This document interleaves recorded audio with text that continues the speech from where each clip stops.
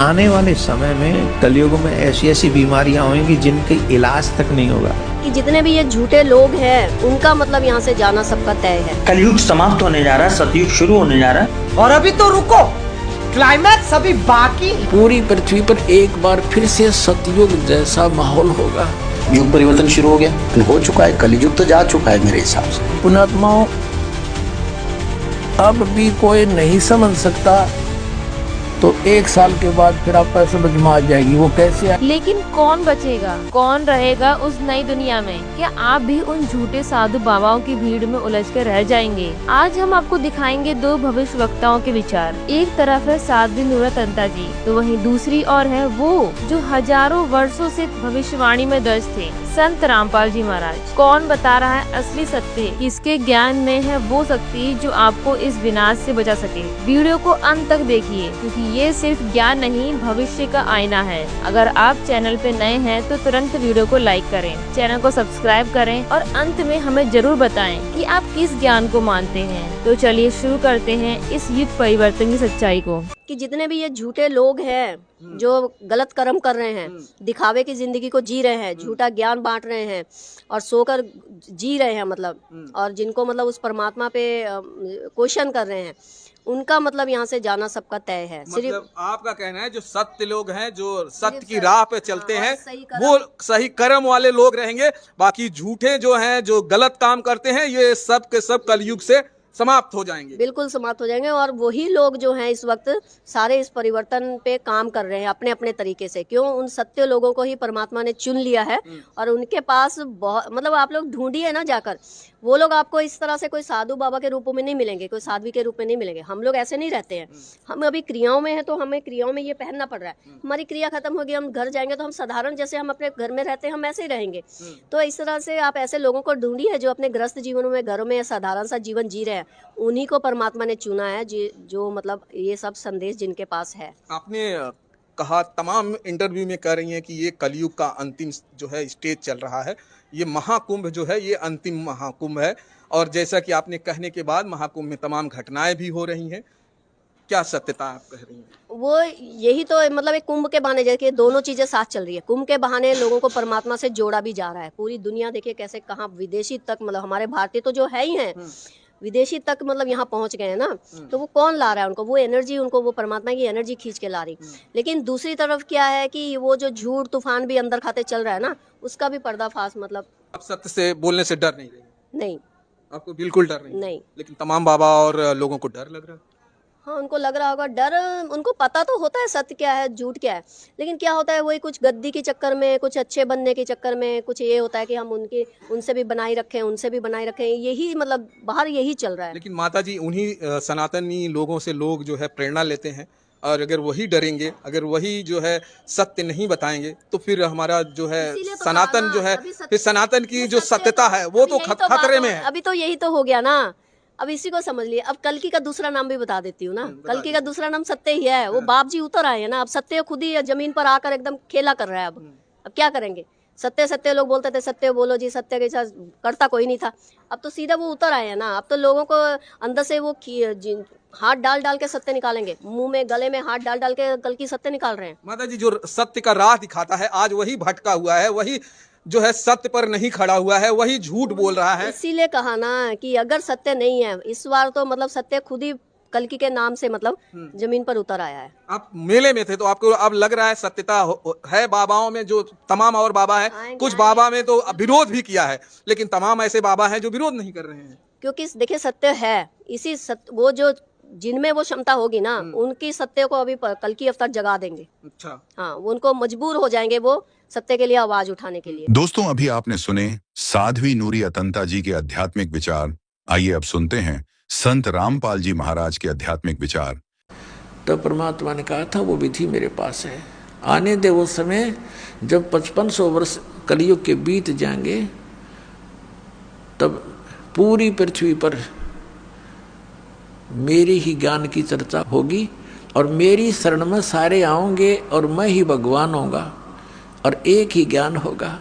सब मेरे बच्चे मुझे पहचानेंगे और सतलोक जाएंगे। बेटा, अरबों की संख्या में ले जाऊंगा, तो विश्वास रख। तो उस समय धर्मदास का विश्वास नहीं हो रहा था कि भगवान ये कैसे संभव हो सकेगा।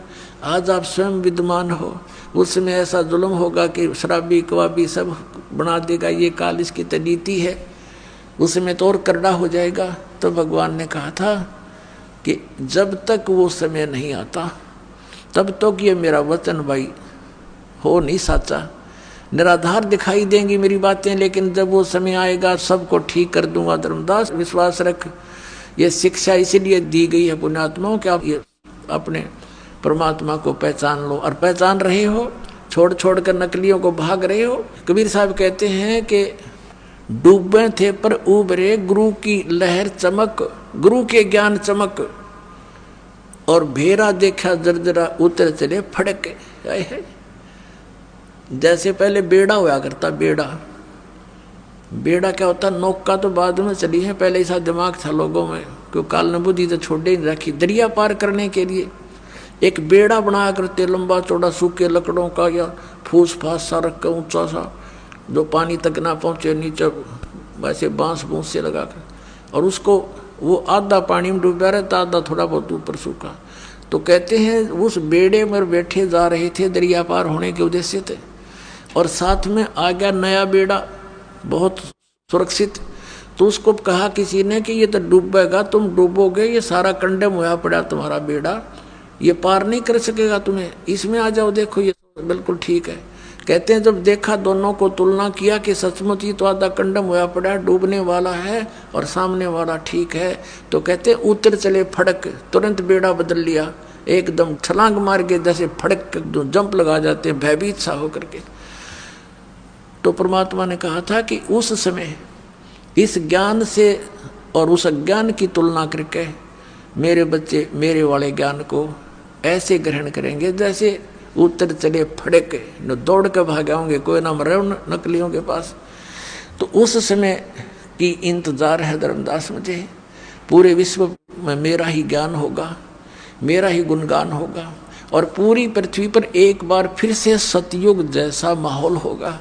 पुण्यात्माओं, अब भी कोई नहीं समझ सकता, तो 1 साल के बाद फिर आपको समझ में आ जाएगी। वो कैसे आएगी अभी दिखाता हूं।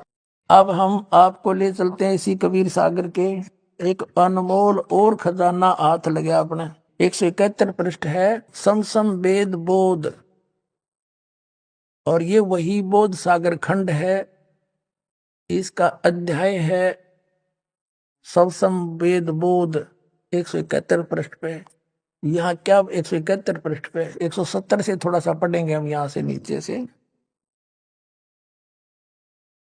सत कबीर वचन, यानी परमात्मा के वचन कबीर साहब बोल रहे हैं सारी, बस इतना ही काफी है। अब देखो, अब यहाँ आगे हम 171 पर यहाँ कहा परमात्मा ने 5 सहंस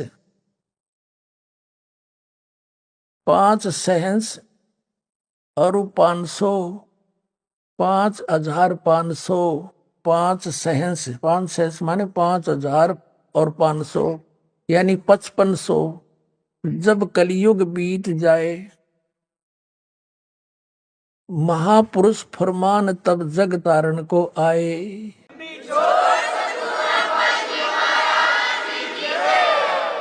5500 जब कलयुग बीत जाए, महापुरुष फरमान तब जग तारण को आए। कबीर साहब ने 600 वर्ष पहले लिखा था, और इन भविष्य वक्ताओं ने बाद में परमात्मा के द्वारा रचे विधान को ही बताया है। जैसे सूर्य उदय होना ही था, क्यों परमात्मा ने निर्धारित कर रखा है। बताने वाले ने बता दिया, अच्छा है, ना बताता तो भी होना ही था। हिंदू तुर्क आदिक सब जेते जीव जहान, सतनाम की साख गह ये पावे पद निर्वाण।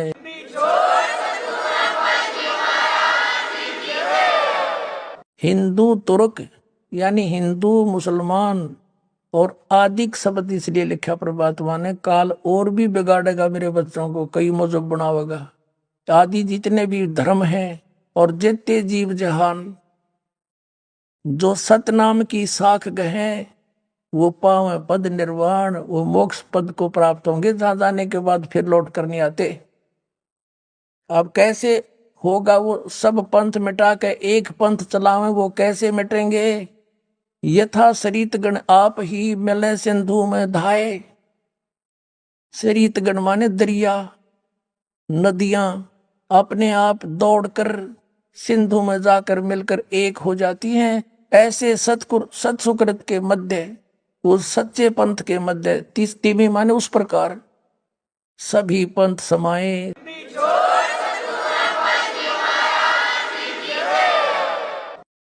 यथा सरितगढ़ आप ही मिले सिंधु में धाये। धाये माने दौड़ के बाज के। और सत्सुकृत के मध्य तिमी सभी पंथ समाये। जब लग पूर्ण होए नहीं ठीके को तीथे वार। और कपट चातुरी तबलों सम सम वेद निराधार। कबीर साहब धर्मदास जी को कह रहे हैं कि ए प्यारी आत्मा, आज मैं जो ये सूक्ष्म वेद के अंदर लिख रहा हूं, ये सूक्ष्म वेद है सारा कबीर सागर। मैं जो आज लिख रहा हूं या आज बोल रहा हूं, तू लिख रहा है, ये आज का बोला। जब तक वो ठीक का समय नहीं, वो ठीक नहीं आवेगी। ठीक का अर्थ होता है निर्धारित समय। जैसे हम उस समय जन्म हुआ दास का, उस समय हमें अपनी लोकल लैंग्वेज का यूज करना पड़ा था। तो हमारे सभी नगर निवासी ग्रामवासी ये कहा करते, जैसे कोई व्यापारी भैंस ले जाता था और पैसे कुछ नहीं दे पाता था, कहता था फलाने दिन आ जाना, फिर कहता था भी नहीं बने 2 महीने पीछे आ जाना उस दिन। तो कहा करते कि वो व्यापारी पैसा ना देकर आगे से आगे ठीक बता रहा है। ठीक माने निर्धारित समय दे रहा है और समय बतावा है। तो यहाँ परमात्मा ने कहा कि जब लग वो ठीक का तिथिवार नहीं आवेगा, वो 5505 नहीं आवेंगे, तब लग तो मेरी बात या सूक्ष्म वेद में कही हुई बिन कति निराधार लगेगी। क्या कि सभी पंथ ऐसे मिल जाएंगे उस एक पंथ में, जैसे दरिया भाग करावे हैं। सब पंथ मिटा के एक चलाऊंगा। कहते आज ना दच्चे या बात। जब लग पूर्ण होए नहीं ठीके को तिथिवार। ठीक की तिथिवार और कपट चातुरी तब लगे। ये सूक्ष्म वेद निर्धार कि तब तक तो सभी पुण्यात्मा जितनी भी आत्माएं हैं कपट चातुरी के कारण इन औरों को भगवान मानती हुई ना तो कबीर जी को भगवान माने और ना उनके याद जच्चा कि यू काम भी होगा, सब एक होंगे। पूरी पृथ्वी पर देखो आगे मालिक ने क्या लिखा है कि पूरा शांति होगी पूरे विश्व में, पूरी धरती पे। देखो हम यही पढ़ रहे हैं सूक्ष्म वेद 171 पृष्ठ पर कबीर सागर से। अब हम यहाँ आ गए हैं कि जब लग पूर्ण होए नहीं ठीके को तिथिवार। इस ठीक की तिथिवार वो दिन नहीं आवेगा। और कपट चातुरी तब लो और सब संवेद निराधार। तब तक तो सारे प्राणी कपट और चतुरता से काम लेंगे, कर्म बिगाड़ेंगे अपने। और मेरा ये लिखा हुआ सब संवेद सब निराधार नजर आवेगा। और फिर देखना जब ठीक का दिन आवंत, यो ठीक है ठीक नहीं, अंत नहीं आवंत। सब ही नारी नर शुद्ध, सब ही नर नारी शुद्ध हो जाएंगे, बुराई छोड़ देंगे, कपट चातुरी छोड़ देंगे। सब ही नर नारी शुद्ध तब जब ठीक का दिन आवंत। यो ठीक का दिन है, गलती मेरे मिसप्रिंट हो रहा है। और कपट चातुरी छोड़ के शरण कबीर गहंत।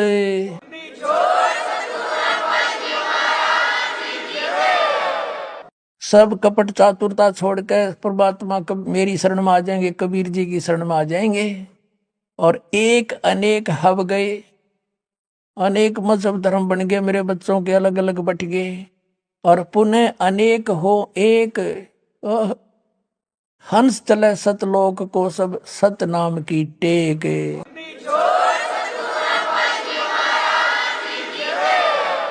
अब तो एक से अनेक हो गई है, अब फिर अनेक से फिर एक होंगे। और सतनाम लेके सबके सब सतलोक में जाएंगे।